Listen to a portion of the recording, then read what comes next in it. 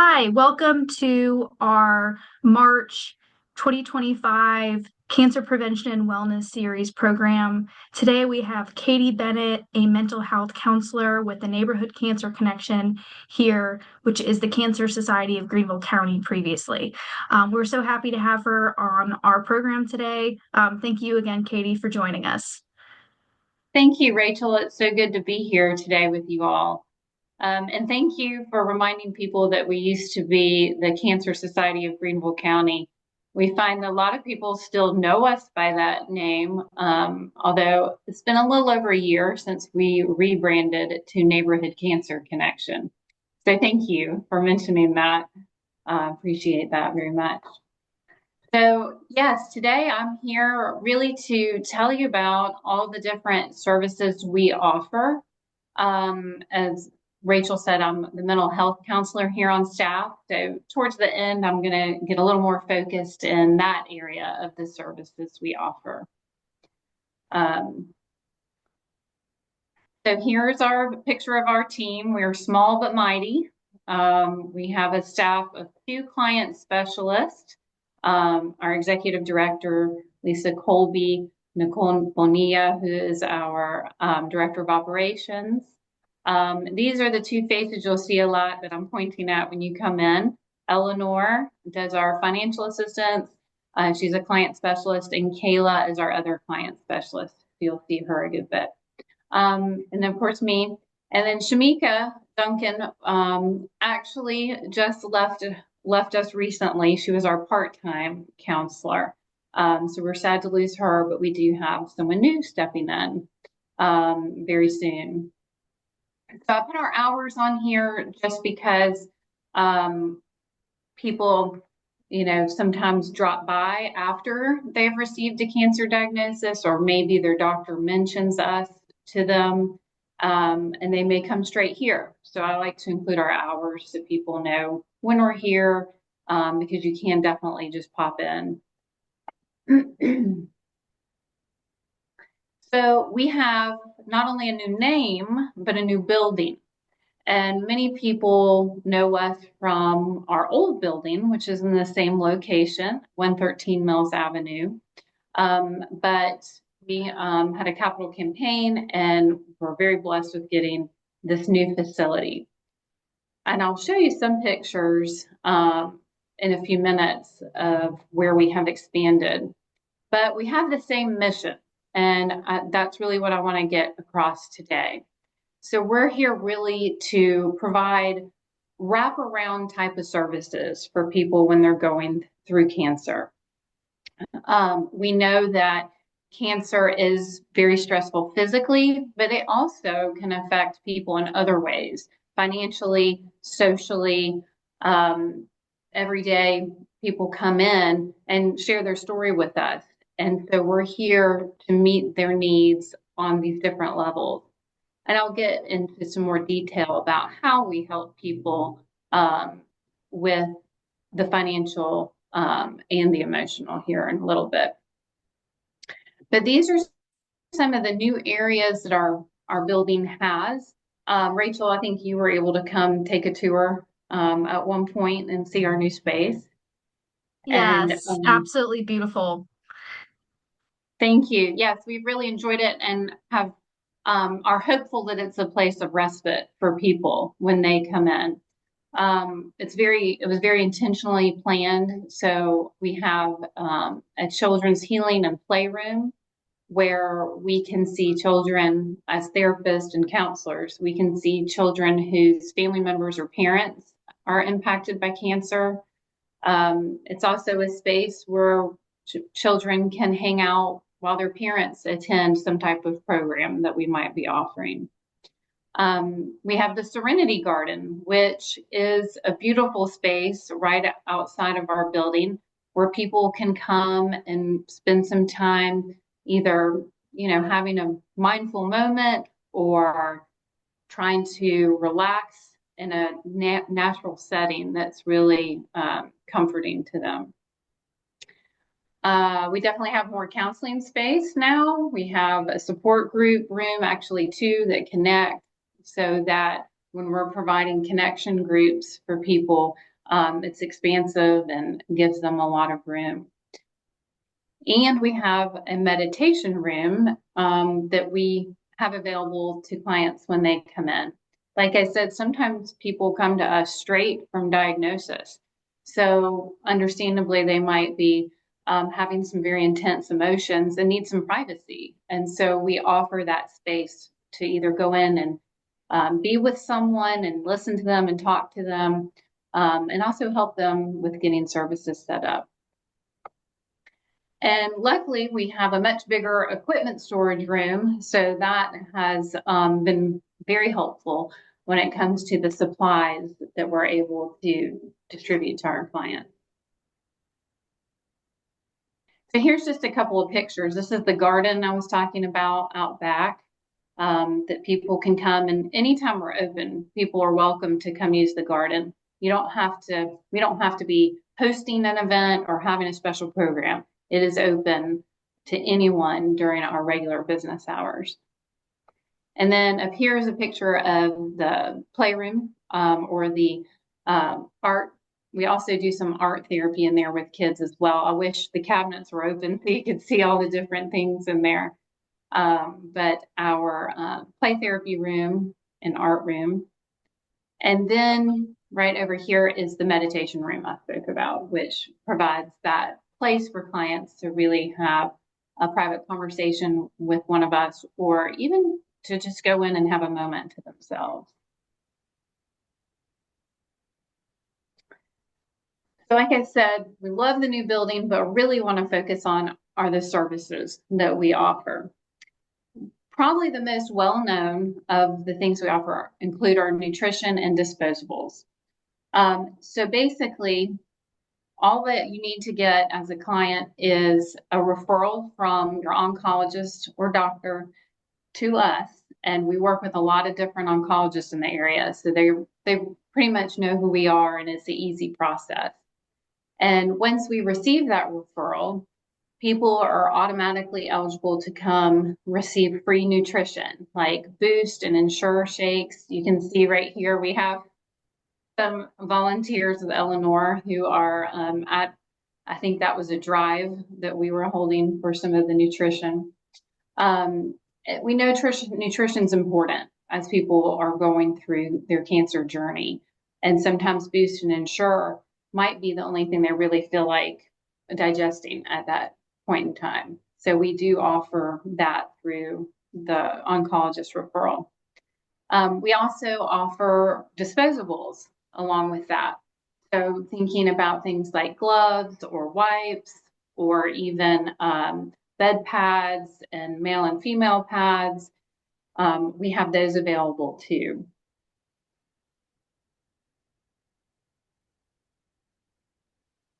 And then once we get that referral in, we can sit down with the client and see if they are eligible for our financial assistance. And our financial assistance can be very helpful with the strain that many people experience as they're going through treatment. So we can help with prescription drug costs up to a certain amount, mileage reimbursement, as some people have to, drive some distance for their treatment, and also utility assistance for things like heating, cooling, electricity, and water. So once people meet that eligibility criteria, then they can receive those services or reimbursements financially. Yeah, that's so important. It can really be the difference between someone successfully completing all their treatments, or Yes. really having struggled to do so. So that's super important, especially, the transportation. We have, Prisma itself has 10 different locations across the Midlands and the upstate. And I know Bon Secours St. Francis is up here as well. And there's lots of uses for, the services you guys provide. So thank you for that. Yes, definitely. And we also recognize that, as I said at the beginning, financial strain causes more anxiety too. So we want to try to help alleviate some of that as well.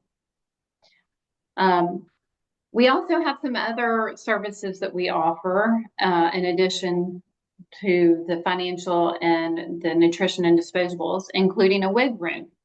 So we have wigs for free that people can come in and try on if that is something they choose to have during treatment, as well as we have like headscarves and things like that available as well.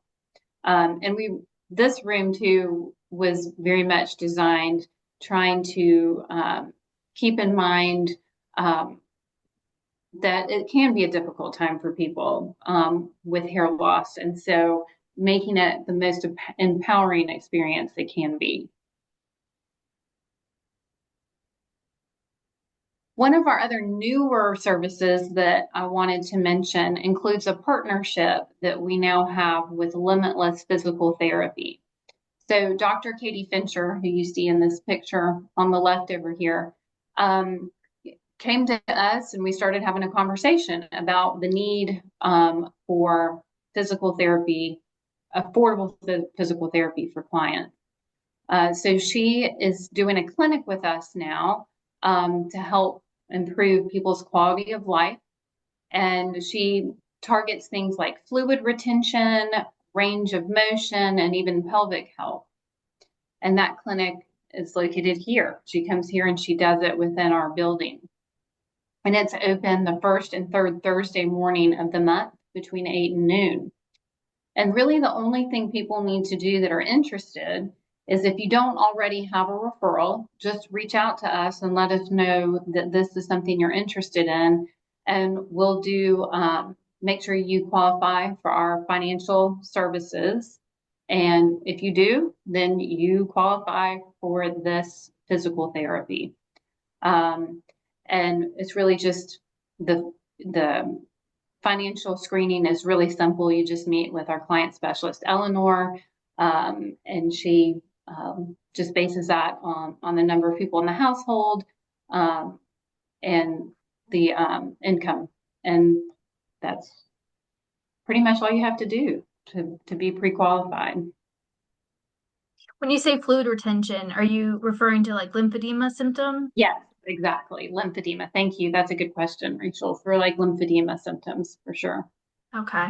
Would she refer somewhere else for like So, garments and other items? yes, thank you for asking that question. So we will provide financial reimbursement up to a certain amount for each client to order those garments.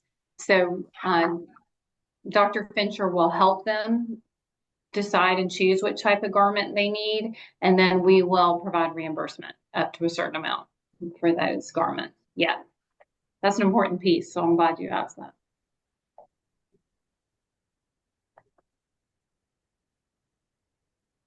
Okay, so now we come to my part, which is what I do here at Neighborhood Cancer Connection, which is the counseling. So we talk and we hear a lot about mental health. And one thing that I always like to remind people of is that we all have mental health.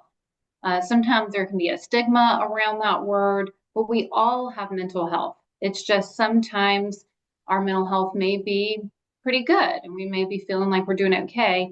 And other times we might feel like we're struggling a little bit with our mental health. And we know and we recognize that when someone's going through cancer, that there certainly can be an experience of heightened anxiety or maybe even some depression or isolation. You know, many times I hear people talk about how they might be surrounded by people in their lives, but they feel lonely because maybe they're the only one in their family that's going through cancer or has gone through cancer. So we want to provide an opportunity for people to be able to come in and, you know, really sort through and express those feelings, whether that's in a group setting or in an individual setting. So what we offer here includes 8 free individual or family sessions that we will do. And we have ongoing connection groups. And that, again, is an opportunity for people really to come into a setting with others who have cancer diagnoses, who may have experienced what they have, or at least can relate, on a basic level of understanding with one another. I've listed here some of the groups we do have. We have a patient and caregiver connection group, where the patients and the caregivers can meet separately at the same time for support. We have a breast cancer group. We have one aimed specifically to middle adults who are, experiencing maybe particular challenges going through cancer in a career or raising a family.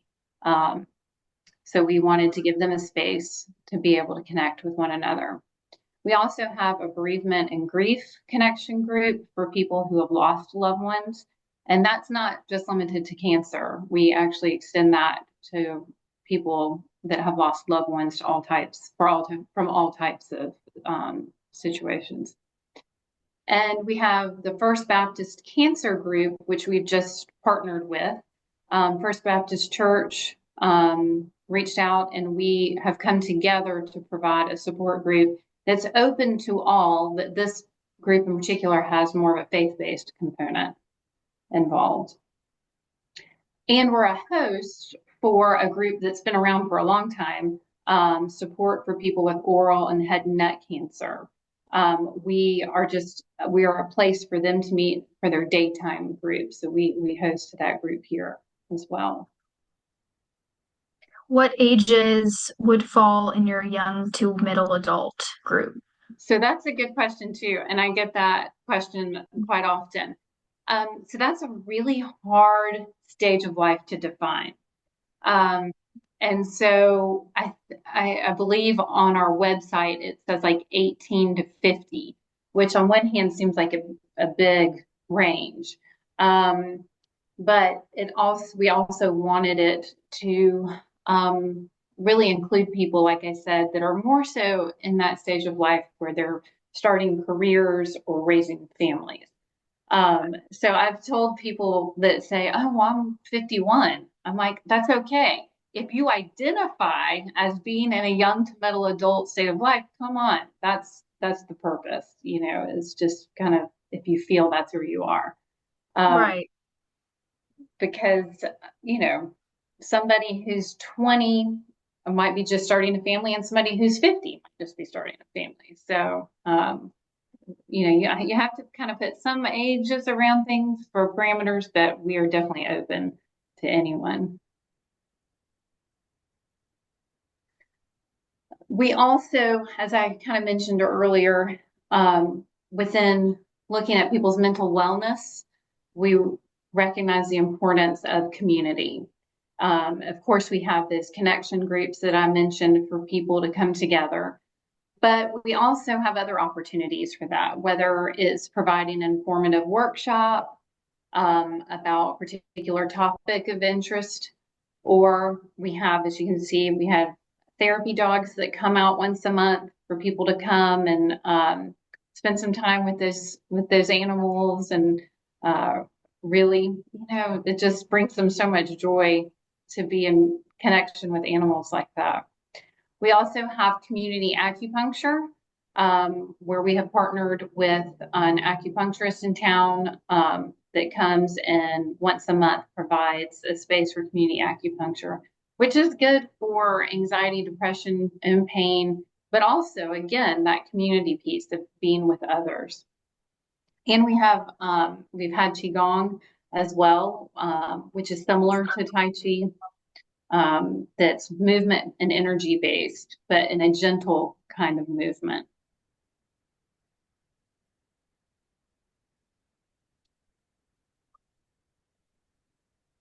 All right. So one other thing that we have tried to really incorporate into our counseling here are the expressive arts. So first of all, a lot of times people ask me, well, why include the expressive arts? And I oftentimes refer back to a book that I read called The Body Keeps the Score. by Bessel van der Kolk. And he really focuses on trauma and how we hold our emotions deeply in our bodies. And it affects our physical health, again, emotions, and even our nervous system. So he recognizes that it's not just in our heads, but we also hold this in our bodies. And so we found that based on some of the research, it's important to offer what we might call somatic therapies, which are more body-centered approaches. Because like I said, these emotions or trauma is stored in the body. And so Bessel van der Kolk said that traditional talk therapy alone sometimes isn't enough, and that we need other ways to really get to the nervous system. I'm sorry that popped up. We need other ways to really address what's going on inside our bodies and our nervous systems.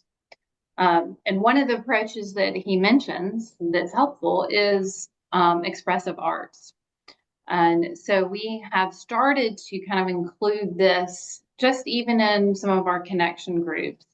The great thing about expressive arts is that you don't have to be an artist. You do not have to have any ability and artistically. And I can admit that I really don't have any natural ability myself, but I find so much value in using it as a way to express myself. So this type of therapy includes visual arts like drawing or painting, music, even movement, writing, and sometimes theater and play. So taking parts of these different art forms and using them together. And again, it's just a way for us to process what we are holding within our bodies emotionally. That's really all bottom-up processing is getting at, is body focused for when words aren't enough. So some of the benefits, I've already explained kind of how it helps release emotions in the body, but it, again, physically calms the body. It reduces blood pressure, improves outlook and mood. And again, probably one of the most important things, it helps us communicate our experiences, including trauma, which when we talk about trauma, going through cancer in and of itself can be traumatic. And I really like to recognize that. So I kind of wanted to give you guys a taste of what is something we might do as an expressive arts activity. Now I know many of you will be watching this as a recording, so this would be a good time to pause the recording and get just a couple of simple supplies, a piece of white paper, two markers, and some tape. And what we're going to be doing is a bilateral drawing activity.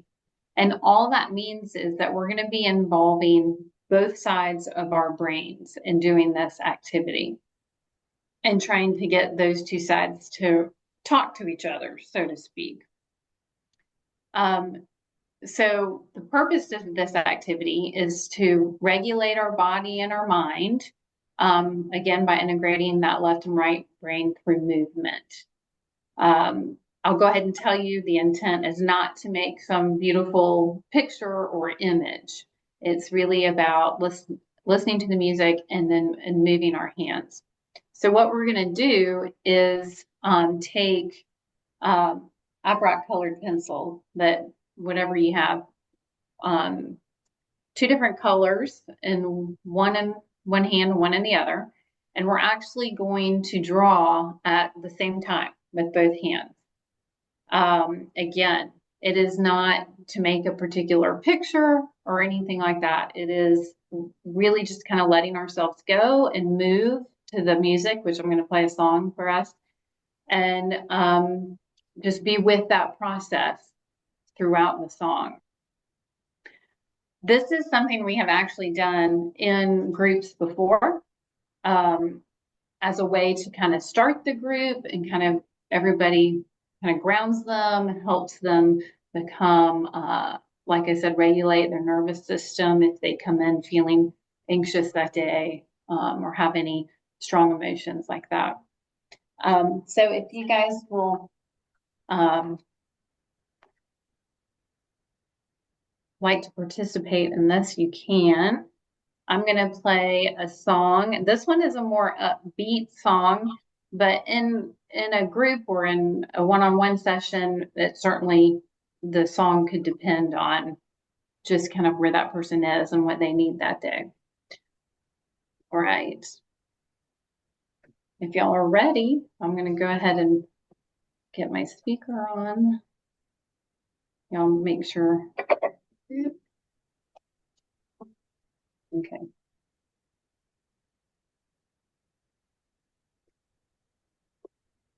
Y'all hear that? Might seem crazy, Mm-hmm. And so we might even just start us here with movement in the air, kind of feeling the music, and then bring it down to your paper, which is what I'm doing right now, even though y'all can't see it. Just moving the hands, drawing the music.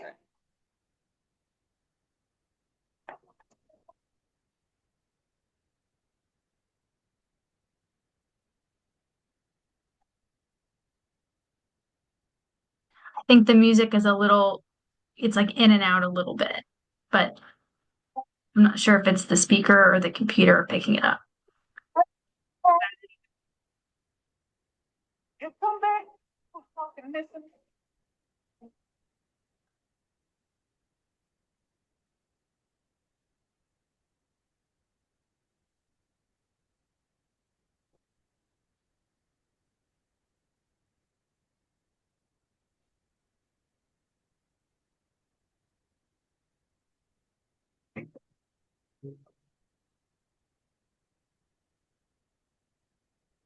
The song I think is Happy by Pharrell Williams. So if you wanted to listen to that, that's what Katie's listening to.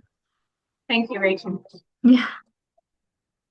Technology's difficult sometimes.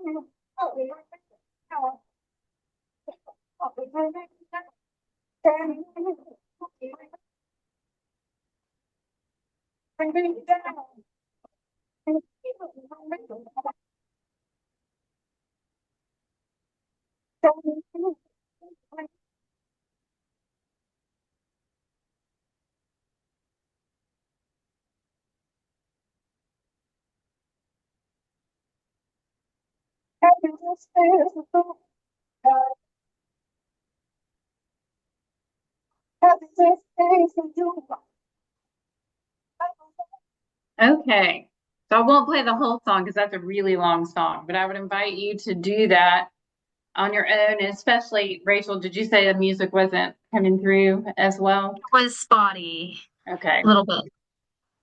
Well, I apologize that the music came through spotty, but this certainly you could take out your phone or anything and play a song and just do exactly what I did. And I'll show you so you know it is clearly not supposed to look like any type of figure or picture.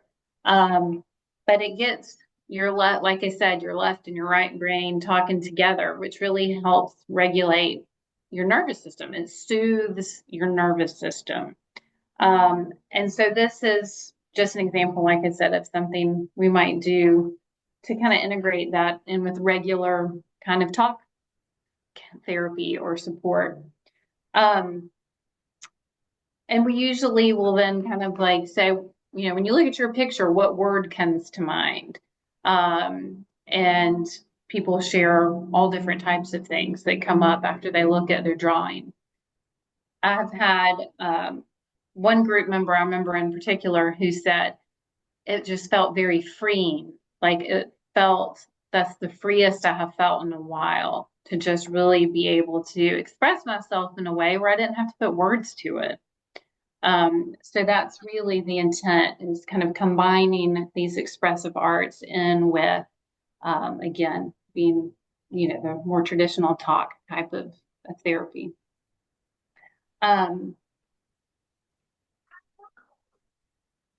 There was one quote I did want to share with y'all. I need to bring it back up. And it's actually from Michelle Obama, who's a big mental health advocate. And it's one that I really resonate with because, as I said before, I know that so many times people tell cancer patients and survivors, you got to take care of yourself. Self-care is so important. And it is, but we don't want to forget about how important community is too.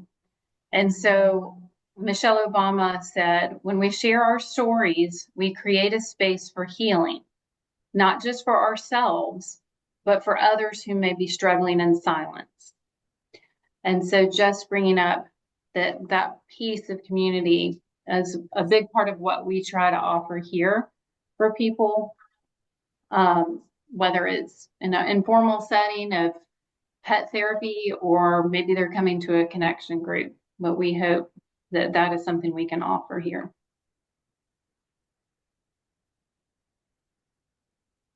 And I think the last thing I wanted to share was, if you want to follow us on Facebook, we're constantly posting different things that we have going on here, including workshops and connection groups. And then we have our program calendar here too that you can scan as well.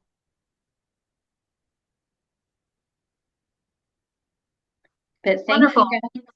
Thank you so much for being here and listening to me today and everything that Neighborhood Cancer Connection does. Awesome. You guys serve everybody who's a resident of Greenville County, correct? Yes, Greenville and Pickens County. And Pickens. Okay. Mhm. And the forms for your services are also on your website.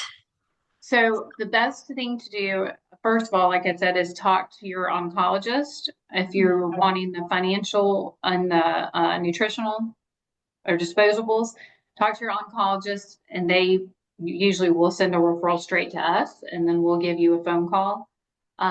Or you can contact us directly and just tell us, hey, this is I'm interested in your services, and we'll just collect your name, date of birth, and your oncologist name, and we'll send that link to them.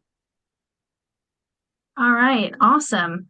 That reminds me, Rachel, one thing I did want to mention for the counseling services on that side, you do not need any type of official referral. I don't know if I mentioned that before.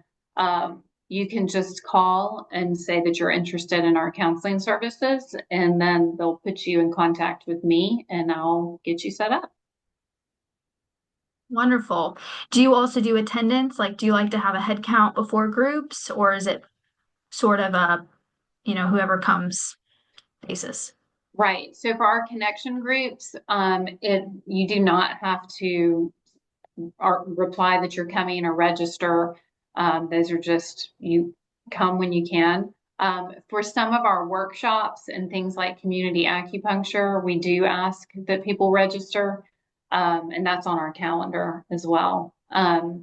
So just so we have an idea of how many people to expect. But anything that requires registration says so on the calendar. Wonderful. Well, thanks again so much for sharing about Neighborhood Cancer Connection and even more broadly about, technique to help ground us and the power of mental health counseling and seeking help. So many people are able to assist with all sorts of needs related to cancer and also bereavement, like you mentioned, having a group around that. So obviously helping others is a main part of your mission, and we really thank you for coming on our program today to share about the resources you guys have available. Thank All you. right. And we will finish with a quote like we always do for our Cancer Prevention Wellness Series programs.